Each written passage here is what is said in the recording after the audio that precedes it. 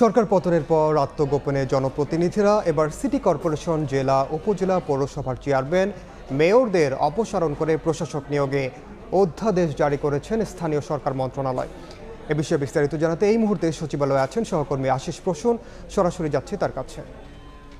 আশিস, দেখুন, গত 5 আগস্ট সরকার পতনের পরপরই কিন্তু আওয়ামী লীগ সমর্থিত যে সমস্ত অর্থাৎ স্থানীয় সরকার বিভাগে যে সমস্ত চেয়ারম্যানরা ছিলেন, কাউন্সিলররা ছিলেন বা সদস্যরা যারা ছিলেন, তারা যারা আওয়ামী লীগ সমর্থিত ছিলেন তাদের অনেকেই কিন্তু আত্মগোপনে চলে গেছেন, অনেকেই দেশ ছেড়ে পালিয়েছেন বলে এই অভিযোগটি এসেছে।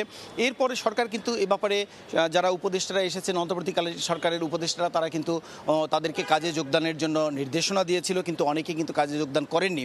এই অবস্থায় একটি বিষয় তৈরি হয়েছে যে সারা দেশব্যাপী যে স্থানীয় সরকার বিভাগের এই যে ব্যাপ্তি, এই পুরো জায়গাটিতে যে নাগরিক সেবা দেওয়ার যে বিষয়, সেটি কিন্তু পুরোপুরি অচল হয়ে গেছে।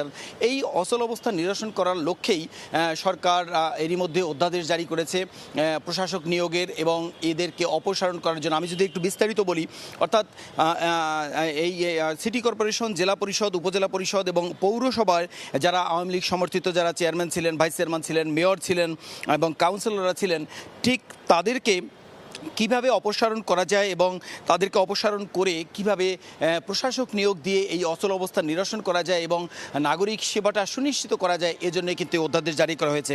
আমি যদি বলি যে গতকাল রাতেই রাষ্ট্রপতি মোহাম্মদ শাহাবুদ্দিন এই অধ্যাদেশটি মূলত জারি করেছেন। এর আগে স্থানীয় সরকার সংশোধন অধ্যাদেশ 2024, স্থানীয় সরকার পৌরসভা সংশোধন অধ্যাদেশ 2024 এবং জেলা পরিষদ সংশোধন অধ্যাদেশ 2024-এর এই খসড়াগুলো কিন্তু অনুমোদন করে উপদেষ্টা পরিষদের বৈঠকে, সেটি আমরা জানি।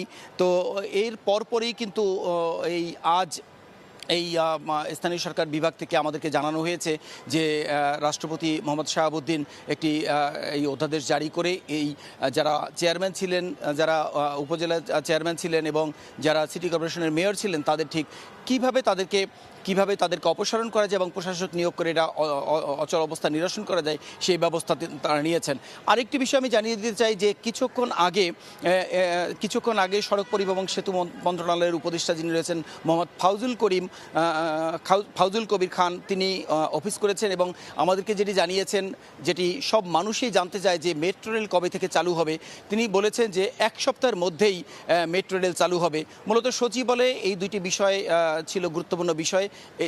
এই তথ্যটি মূলত সচিবালয়ের সবশেষ তথ্য। সরাসরি যুক্ত ছিলাম সচিবালয়ের সামনে থেকে।